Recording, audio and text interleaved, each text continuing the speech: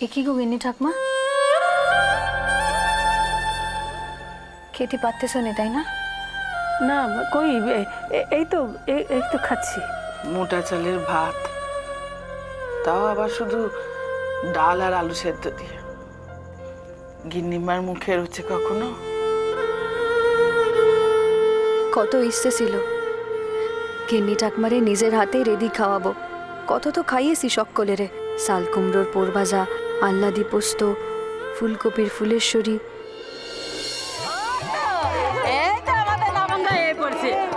শোনো মা আমার, ও মা মা আমার জামাইয়ের জন্য কি কি রান্না করতে হবে একটু বুঝে নাও না মা। ও কি অনাসৃষ্টি কথা দিদি, বলো দেখি। ও তোমার রান্না আগে বুঝবে কেন শুনি? আমি লাইনের প্রথমে দাঁড়িয়েছিলাম, ও আগে আমার রান্না বুঝবে। এই সকাল সকাল গোল করিস না সত্যি। আমার জামাই আবার পুকুর থেকে নিয়ে এলে সে এক পলক বাইরে থাকতে পারে না, তার আগে ভাত চাই। তুই বরং আমার ফর্দটা একটু আগে বুঝে নিতে লবু।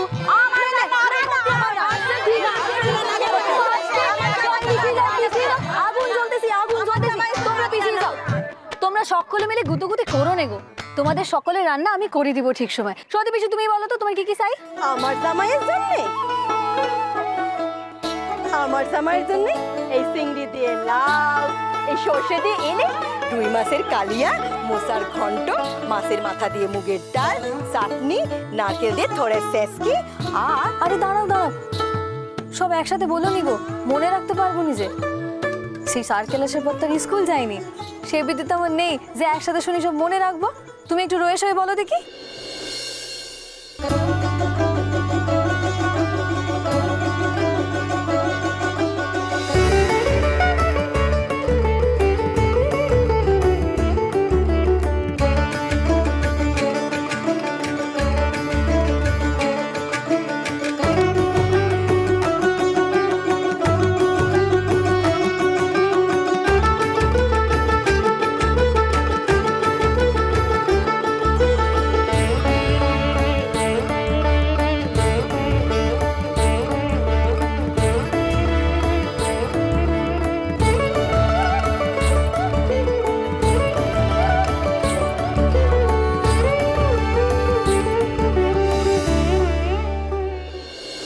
যারে সাত করে খাইয়েছিলেন সে ঠকায় চলে গেল, অথচ যারে প্রাণ ভরি খাওয়াতে চাই তারে আজ ভালো মন্দ রেডি খাওয়ানোর উপায় নাই।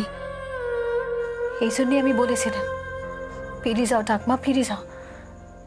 এই জীবন তোমার সহ্য হবে না গো, পারবে না তুমি।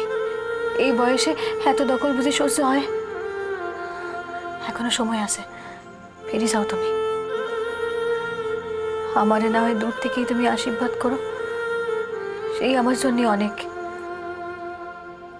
আর কখনো আমাকে ফিরে যাবার কথা বলবি না লবঙ্গ, আমার মাথার দিব্যি রইল। তুমি খেতে বসি অমন একটা শক্ত দিব্যি তুমি আমারে দিয়ে দিলে। হ্যাঁ দিলাম, আমার কষ্ট হয় হোক, মনে রাখিস আমি কষ্ট করতেই পথে নেমেছি। এই পথ থেকে আমাকে সরানোর চেষ্টা কখনো করিস না।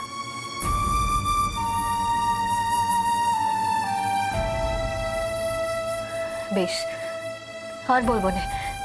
এইবার তাড়াতাড়ি ভাতগুলি শেষ করো দেখি। তুইও বস, তোর ভাত বেড়ে নে। না না, তোমরা খাও না গো, সে আমি পরে খাবো। তোমরা খেয়ে উঠো আগে। পরে খাবি কেন? আমি বেড়ে দিচ্ছি, দাঁড়া। না না ঠাকমা, আমি পরে খাবো। তো তোমরা খেয়ে উঠো না আগে। না না, আমি বেড়ে দিই, দাঁড়া, একসঙ্গে একবারে খেতে।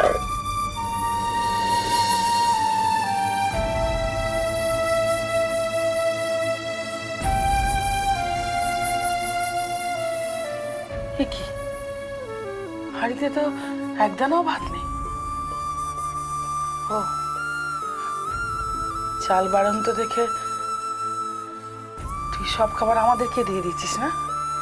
ও ঠাকমা সারো না গো, আমি না করে মুড়ি খেয়ে নেবো। কাল বাজার আসবে, চাল আসবে, ডাল আসবে, সব আসবে। আজকের দিনটা আমরা একটু কম করেই না হয় খাই সবাই, কি বলিস? আয় এদিকে আয়।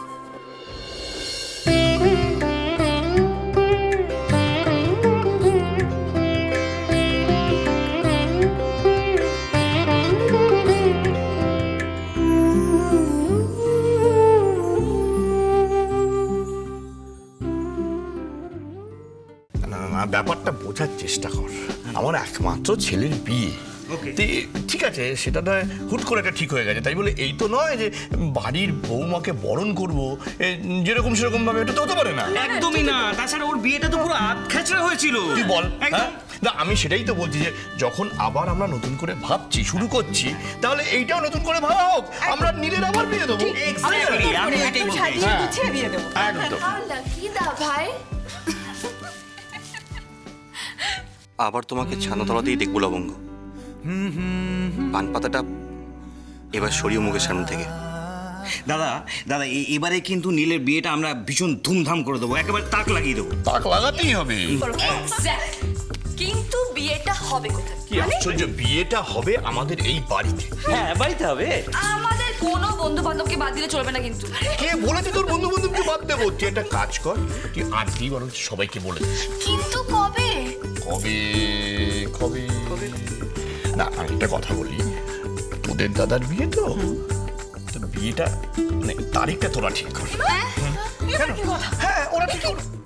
তা হয় নাকি দাদা? কিছু কি বলেন? না। এই বিয়ের দিনক্ষণ ঠিক করতে পঞ্জিকা দেখে এই কালকে সকালে ঠাকুর মশাইকে খবর দাও। মানে যে কি বলেন না, এই বিয়েটা এখন কোন ছেলে মানুষই হচ্ছে ঠিক জানেন? আছে ঠিক আছে, কোনো চিন্তা নেই দাদা। শোনো, কালকে আমি সকালবেলায় পুরো ঠাকুরকে ডেকে নিয়ে এসেছি। একদম। সামনে যে আর্লিয়েস্ট ডেটটা থাকবে সেই ডেটেই আমরা নীলের বিয়ে দেবো। একেবারে প্রথম বিয়ে। কিন্তু বিয়েটা বাড়িতে হবে কেন?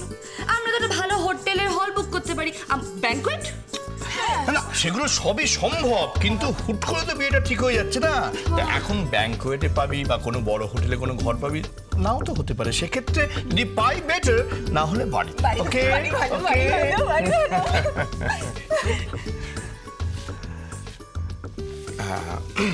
ইন্দ্রাণী, তোমার মত আছে তো বিয়েটা বাড়িতে? হ্যাঁ, সেটা তো যা ওই তো নীল যা বলবে তাই হবে। কি নীল? আমি আর কি বলবো? ওই দেখ আমার ছেলে লজ্জা পাচ্ছে। আচ্ছা বেশ, তাহলে তোমরাই ঠিক করো কোথায় কি হবে। ব্যাস, বৌদি তো বলে দিয়েছে, তোমরাই ঠিক করো। তাহলে আমরাই ঠিক করছি। শোনো, কালকে তুমি ওদের সবাইকে নিয়ে, মেহুলিকে নিয়ে, সবাইকে নিয়ে একদম সোজা মার্কেটে। Early morning. একদম সবকিছু কেনাকাটা করে সবকিছু, শাড়ি গয়না বিয়ের জন্য যা যা লাগে সব একসঙ্গে কেনাকাটা করে, কোনো রকম ত্রুটি হওয়া চলবে না। কি করে আমাদের ছেলে নিয়ে। যতই নতুন করে বিয়ে হোক, লবঙ্গের সাথে আমার বিয়ে তো হয়ে গেছে, আচার অনুষ্ঠান তো হয়েছে। শুধু আমি তখন তার ইম্পর্টেন্স বুঝতে পারিনি, মম বুঝতে দেয়নি। জামাই দাদা দধিমঙ্গল না হলে যে আমার দিদি খুব অমঙ্গল হবে গো। গায়ের লোক জানতে পারলে নিন্দে করবে তো। কি বললাম, কানে গেল না? যেতে বলেছি, বেরিয়ে চলে যাও। যাও। আমাদের কথাটা শোনো, এই খৈদটা রাখো, জামাই দাদারা খাইয়ে দিও, তাহলে হবে। ব্যাস। খাওয়াবো না, যাও বেরিয়ে যাও। বেরিয়ে যাও, কিচ্ছু দেবো না, যাও। কি হচ্ছে কি? ওরা কি খাওয়ার কথা বলছে? তুমি উঠেলে কেন? যাও যাও, শুয়ে পড়ো যাও। শোয়ার আগে এইখান খেয়ে নিও, ব্যাস। বলছি না তোদের এসব কেউ খাবে না, যা। মম, কি প্রবলেমটা কি খাওয়াতে? মানে মম, এদিকে এসো। বলছি মম, তুমি তো কালকে বললে যে মেয়েটাকে ছিচি থেকে, এই ঝামেলা থেকে বাঁচানোর জন্য বিয়েটা করতে হবে। তো এটা তো আর গেছে, দই খই খেতে বলছে। ওই তো বলছিল কি ছিচি হবে, পাড়ার লোকেরা কথা বলবে। মম, এটা সামান্য ব্যাপার মম, দই আর খই খাওয়া নিয়ে। খাবার মম কি? আচ্ছা, কি খেতে হবে দেখি? তুমি খাবে? হ্যাঁ, খাবো তো।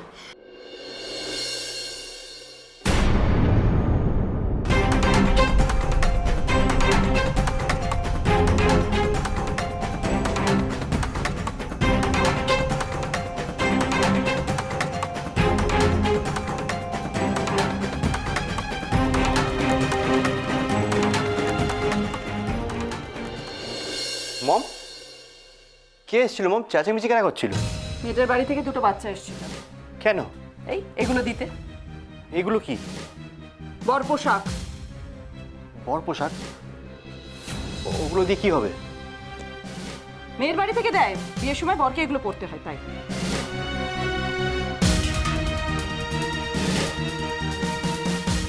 জামাই দাদা, তোমায় একখান কথা বলতে এলুম। ওই জামা আর ধুতি কিন্তু তোমায় পরতে হবে, আর চন্দনও এখান থেকে ইতো অবধি। এই, আবার তোরা এসেছিস? তোদের চলে যেতে বলেছি না, একদম গেটের বাইরে, একদম। এবার কোনো ভুল হবে না লবঙ্গ,